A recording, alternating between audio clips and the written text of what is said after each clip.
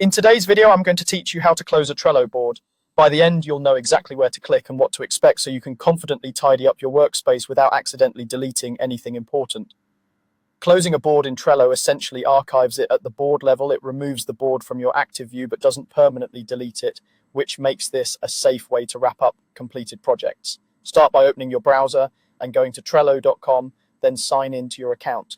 Make sure you're using the correct account for the workspace where the board lives. If you manage multiple workspaces, a quick glance at your profile and workspace name will help you confirm you're in the right place before proceeding. Once you're in, head to your boards. You can access this from the Trello homepage or the sidebar, depending on your layout. This view shows all the boards you have access to. If you're part of multiple teams, you'll see them grouped by workspace, which makes it easier to find what you need. In the workspace section, locate the specific board you want to close and click to open it. Take a moment to double check it's the correct board, look at the board title, the workspace name, and the lists to be sure.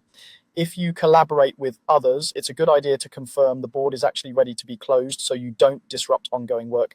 Inside the board, move to the top right corner and click the three dots to open the board options menu.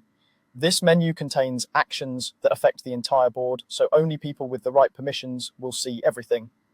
If you don't see the option to close the board, you may need admin access on that board. In the menu that appears, scroll down to find the option to close the board. The list can be a bit long, so keep scrolling until you see it.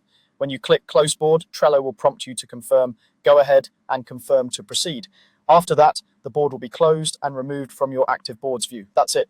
Your board is now closed. Remember, closing is reversible and it's intentionally safer than deleting.